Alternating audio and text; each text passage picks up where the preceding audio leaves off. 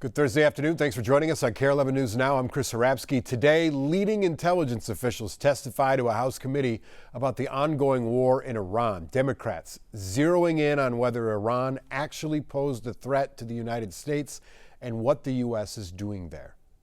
The objectives that have been laid out by the president are different from the objectives that have been laid out by the Israeli government. The president has stated that his objectives are to destroy Iran's ballistic missile launching capability, their ballistic missile production capability, and their Navy, the IRGC Navy and mine-laying capability.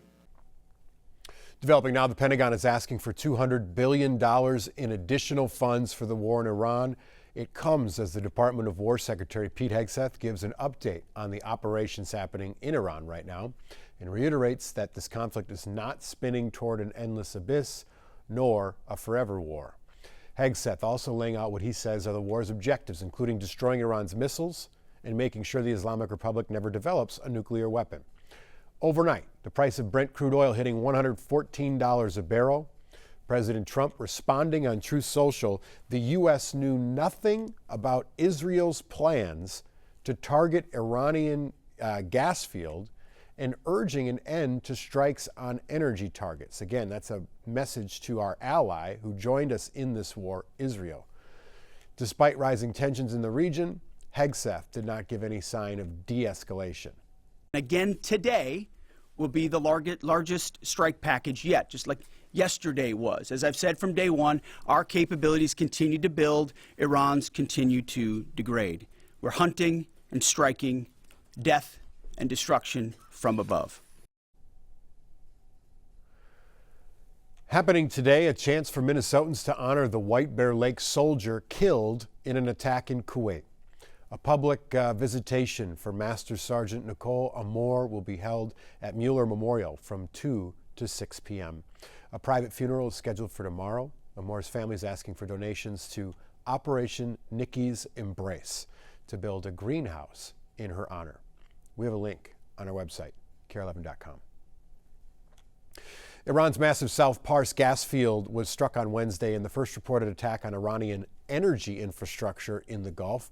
This is triggering retaliation from Tehran against key energy sites across the Gulf Arab states. It's a major escalation in the Iranian war. NBC's Keir Simmons reports from Saudi Arabia.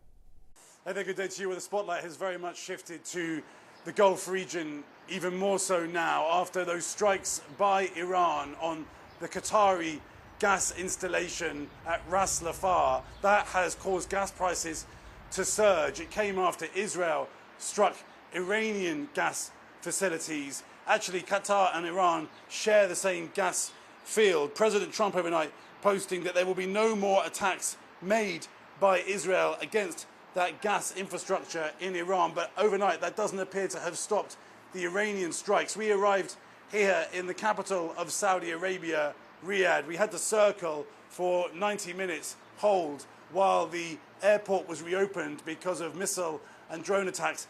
Saudi Arabia says that it has intercepted every missile fired on this city, but they were fired at the very moment when the Saudi Arabian foreign minister was gathering together other foreign ministers from around the region. He told me that he had not seen that kind of blackmail from another country before in his diplomatic life. The result of that meeting was a furious threat to Iran that if it carried on with these attacks on infrastructure in the Gulf, that these countries would inevitably have to respond. Keir Simmons, NBC News, Saudi Arabia. Happening right now, a case challenging immigration detention practices is happening in Minneapolis. Homeland Security being accused of denying detainees timely access to attorneys. We're also learning that Liam Ramos, the Columbia Heights preschooler, went viral after being detained during Operation Metro Surge, could now get deported. Ramos and his father were sent to Texas after outcry from lawmakers and the public. They were released back to Minnesota to finish their asylum case. But his family's attorney confirms a judge ended that claim yesterday. Columbia Heights Public Schools sent us a statement saying, in part, quote, "While we respect the legal process, we cannot ignore the profound human impact, especially on children, of this federal action. which has disrupted the lives of so many of our community members who entered this country through legal means, end quote. Family's attorney plans to appeal the case, but that could take months, even years, and if they lose, they'd have to go back to Ecuador. New today, the Senate Homeland Security Committee has voted 8-7 to advance Senator Markwayne Mullen's nomination for the Secretary of the Department of Homeland Security. The committee's chairman, Republican Senator Rand Paul, who has a personal beef with him, was the only Republican to vote no. And then Senator John Fetterman was the only Democrat to vote in favor. Now Mullen's nomination is going to head to the Senate floor for confirmation from the body, where it will likely be approved.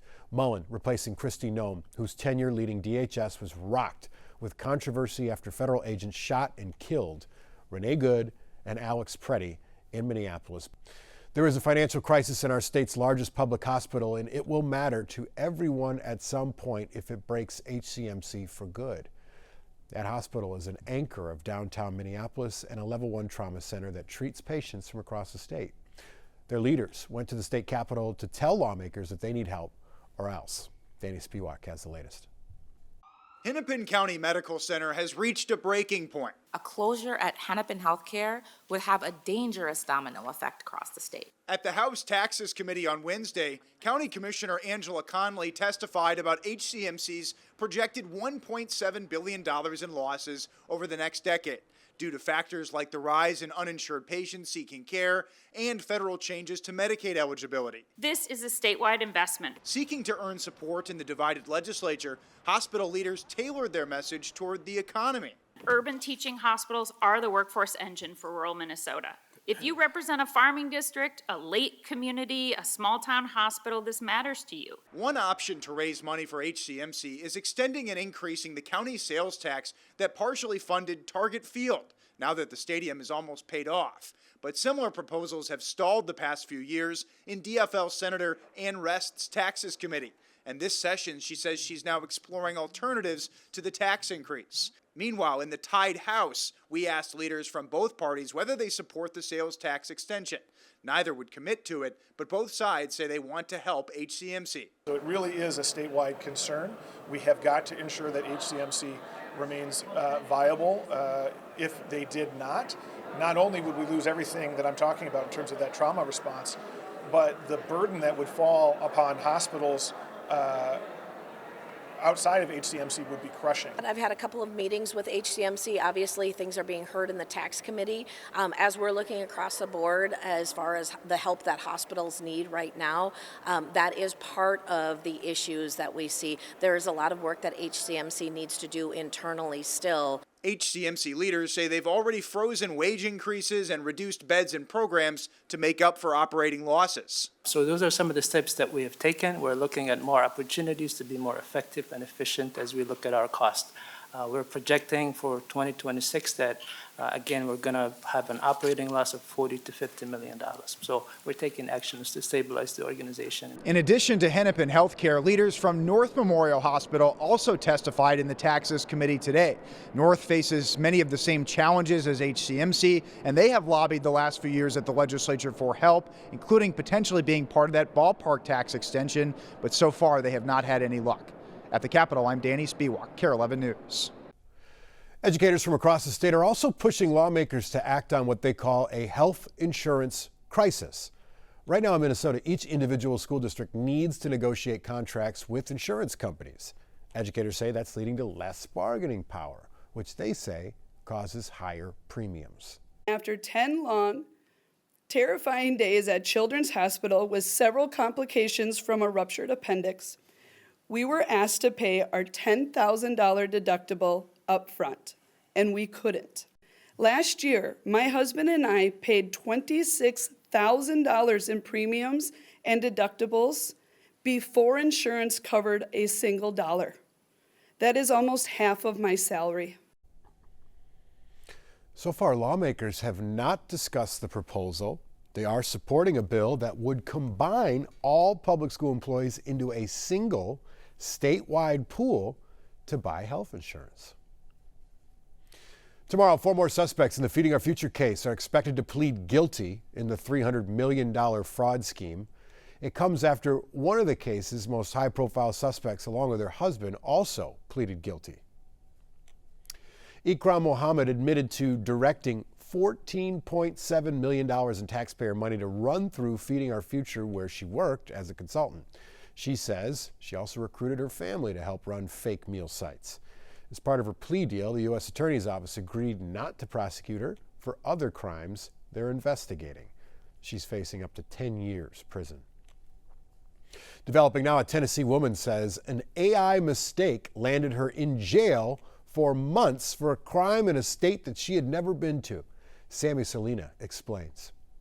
Though she says she's never been to North Dakota, Angela Lipps was arrested for bank fraud in the state due to what her attorney says was an over-reliance on AI. The police can use that as a tool, but the problem in this case is they used it as pretty much the only tool. Lipps' attorney, Jay Greenwood, said that Fargo police took surveillance images from the bank and forwarded it to a company that does facial recognition.